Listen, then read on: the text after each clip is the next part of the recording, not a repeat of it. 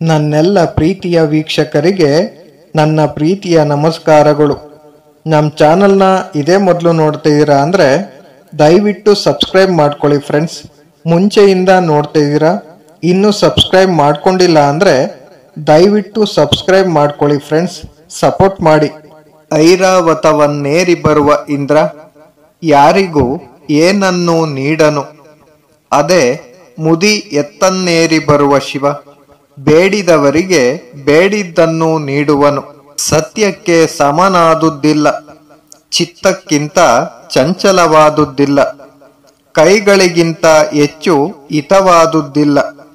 ನಿತ್ಯ ಶಿವನಿಗಿಂತ ಉನ್ನತ ದೇವರಿಲ್ಲ, ತಾಯಿಗಿಂತ ಹೆಚ್ಚಿನ ಹಿತವಾದವರಿಲ್ಲ, ಕೋತಿಗಿಂತಲೂ ಚಂಚಲ ಪ್ರಾಣಿಯೊಂದಿಲ್ಲ, ಸೂರ್ಯನಿಗಿಂತಲೂ ಪ್ರಕಾಶಮಾನವಾದ ಬೆಳಕಿಲ್ಲ, ಅಂತೆಯೇ ಶಿವನಿಗಿಂತಲೂ ಉತ್ತಮ ದೇವರಿಲ್ಲ.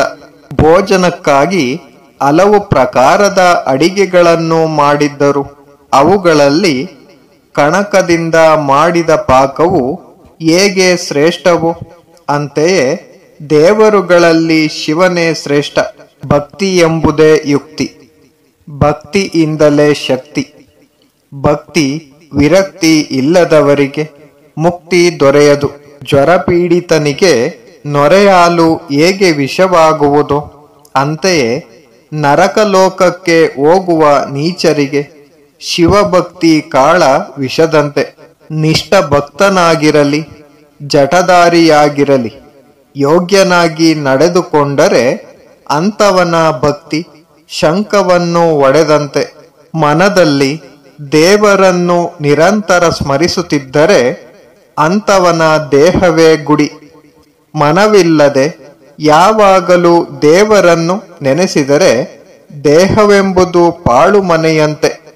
ಸಜ್ಜನ ಸಂಗಮ ದೇವರಂತೆಯೇ ಇರಬೇಕು.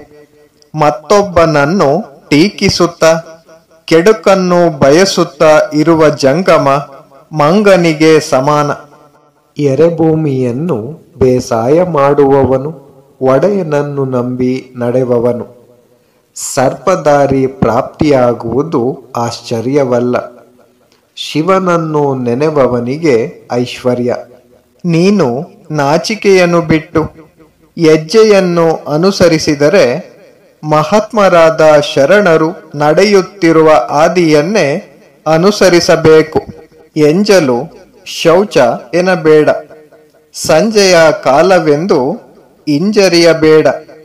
ಆನೆ ಯಾವಾಗಲೂ ಕಾಡನ್ನು ನೆನಪಿಸಿಕೊಳ್ಳುವಂತೆ ನಿರಂಜನನಾದ ಶಿವನನ್ನು ಪ್ರಾರ್ಥಿಸು.